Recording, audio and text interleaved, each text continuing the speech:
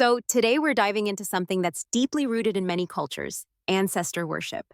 It's fascinating, especially when we think about the rituals people perform. But it's not just about going through the motions, is it? Absolutely, it's much more than that. People often focus on the idea of doing something for their ancestors, like performing rituals or offering gifts. But the true essence goes beyond that. It's about connection, understanding, and spiritual growth.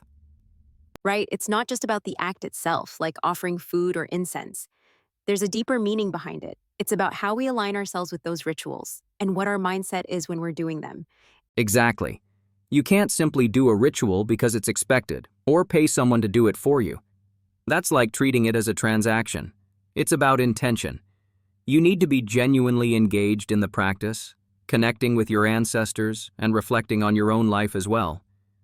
That's interesting. It's almost like you're doing it to cleanse yourself too, right? For example, when you go to a grave site and tend to it, it's not just for the ancestors, but also for your own peace of mind.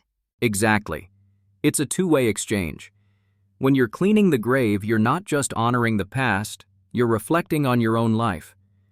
It's about thinking of your lineage, but also examining your actions and the legacy you're creating. It's spiritual maintenance for both sides. And that idea of connection is vital. It's not about paying someone to do the work or using rituals just as a way to alleviate guilt or discomfort. It's about true devotion. Yes, and that's where we get into the idea of spiritual cultivation. For instance, the act of offering something like alcohol isn't about the drink itself. It's about what it symbolizes: the respect, the honor, and the connection between the living and the dead. It's about the intention behind the offering. So it's not about just going through the motions of what you think is required. It's more about your heart, your thoughts, and your sincerity. Exactly. And I think that's where we often miss the mark today. People think they can pay for rituals, expecting results. They might offer money, but the true spiritual path isn't that simple. It's not about the physical offerings alone. It's about the connection, the purification, and the alignment of intentions. It reminds me of how people approach spiritual practices in general. You can't just throw money at it and expect something to change. You have to engage, reflect, and make an effort. That's right. It's like trying to clear your mind and soul. You can't force it. You have to do the internal work. If we don't understand the deeper meaning behind these practices, then it's like we're missing the whole point.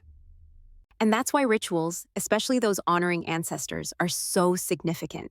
They're not just for the ancestors, they're also for the living. They're a way to understand our place in the world, to reflect on our actions, and to keep that connection to our roots strong. Absolutely. And when you understand that, you realize it's a continual process. It's about growth, not just for you, but for those who came before you.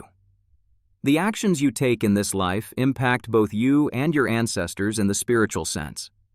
So, in the end, it's not about the external acts. It's about understanding the deeper spiritual implications. It's about respect, self-reflection, and maintaining that bond across generations. That's exactly it.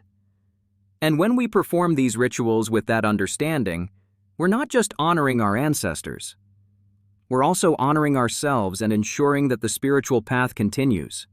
It's about setting the right intentions and creating a meaningful connection that transcends just physical rituals. You're aligning yourself with something much bigger than just the act itself. And that's where true spiritual development happens.